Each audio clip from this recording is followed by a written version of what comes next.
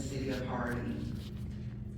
It is the grassroots efforts that seem to make lasting change. If you think about it, it was the civil rights movement that changed the way things are for everyone, but especially the disenfranchised and the marginalized Black people. The Black Lives Matter movement also changed, and that was a grassroots effort. And even we can see in a way that, that the SAG and SAG-AFTRA and the United Auto Workers, that strike is also, in a way, a grassroots effort. So we, the citizens, the grassroots, we are the agents of change for the things we want to see changed in Harding.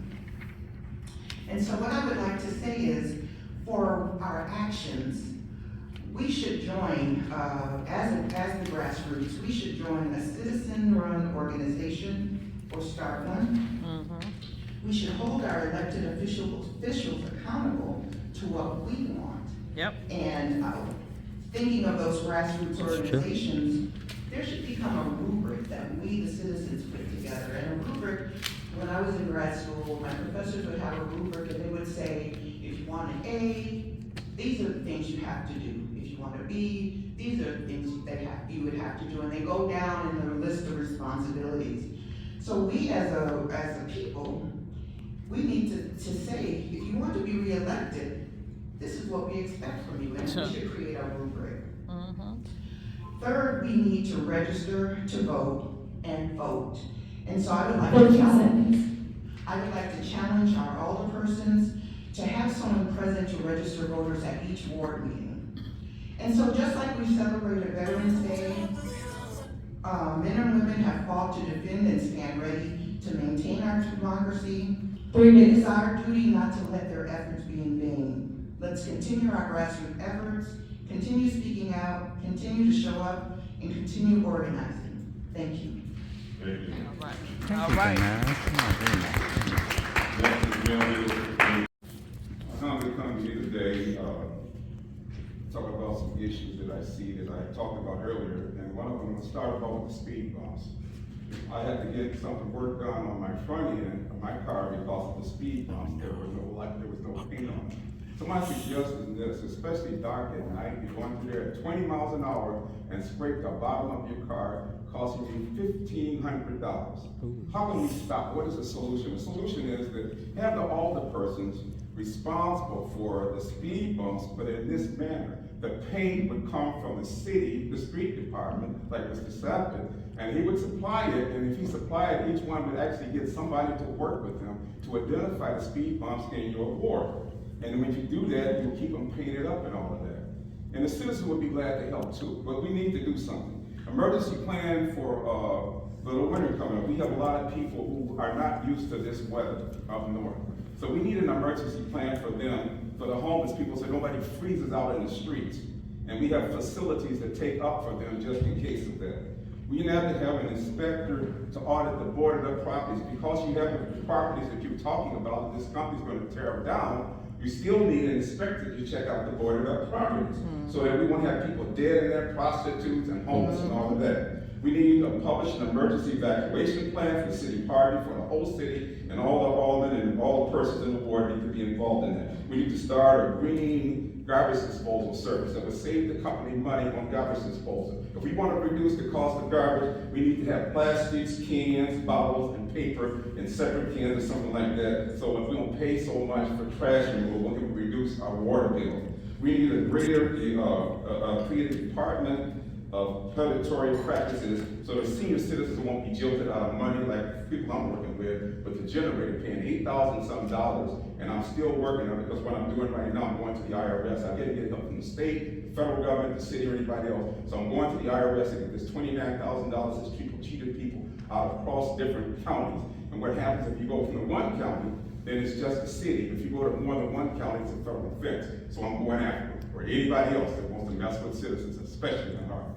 And the last thing, fire and smoke detectors. I haven't heard anything about that for a few years. And I think we need to do something about that, putting a notice out to people and have all the men involved, all the persons involved, so they would be getting a batch of those according to the citizens in need, and they can go and personally talk to those people in their wards, or they can come to their locations and take care of that.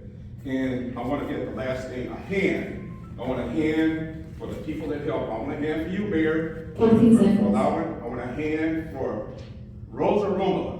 And I want a hand for everybody participating in Brian, because he called me one day and he said, I'm working on a Vietnam Veterans Memorial. So I want a hand for each and every one of them right now in this 20 seconds, and then I'll walk away. God bless you.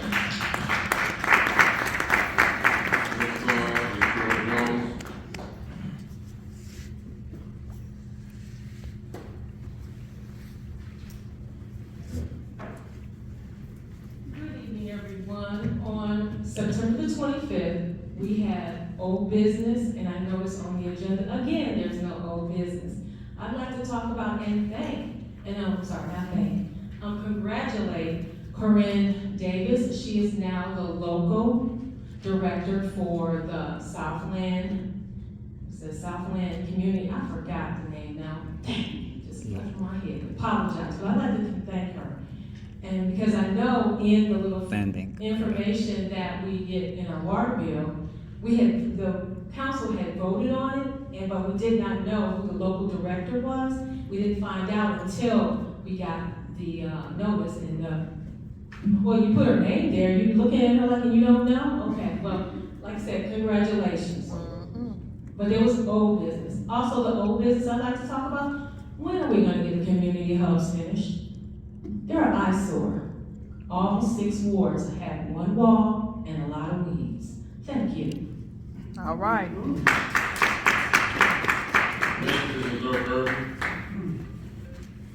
All they gotta do is pay the people. They'll do it. Hello, everybody. My name is Missouri Urban. I live at 15925 Marshfield. I'm a former trustee of the Harvey Public Library from 2015 to 2021. And what I'm about to say, it is for the record. I would like to see at least once a month a treasurer's report from our treasurer. For the past 4 years, we have not had any. That she is not even put on the agenda. And what's bad about it is when we did have a treasurer under the other administration, they gave the same amount every month when they did give a report, $361,000 and so cents, and the amount never changed. So I thought under the new administration that things would be better, seeing as we have a mayor who is an attorney in law. That's something to be really proud of. And is our mayor. And that you allow underneath your administration for something like that to go on in your governmental meetings. No other city is doing anything like this, and I'm kind of embarrassed by the whole thing because it's like we're getting low budget service. We know that we don't have any money, and that's okay. That's all right. But whatever it is that we have, we should be proud enough to say what the situation is. Okay, I live here. I'm proud of where I live at. And I'm always going to fight for my city. But when you do things like that, it doesn't look good. It's like you're trying to hide something. And everybody's watching even though they're not talking. Right. Okay? So whatever reason it is, from the top to the bottom, whoever it is that's withholding information or tampering with the reports or not giving her the treasurer what she needs to do it, she seems like she's in shock or something. There's something going on. And it's not good. Okay, and I'm not the only one that sees it. I'm just the one that's saying it. All right, let's move on to the reports. Illinois.gov, warehouse. We got all these late reports, tips, audits, budgets, all kinds of stuff from the state of Illinois, going back to 2021. They find $5 for the first 15 days, 10 the next 15, 15 for the next 20 after that, and then 20 onward and onward. I counted up $62,000 worth of late fees for all those reports. I'd like to see all of that disappear.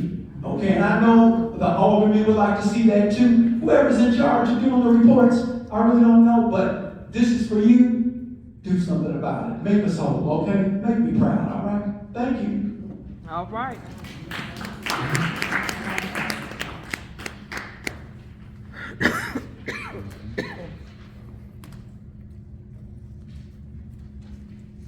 Nothing but crickets. No, nothing. The City of Harvey Thanksgiving Turkey Giveaway is Saturday, November 18, 2000.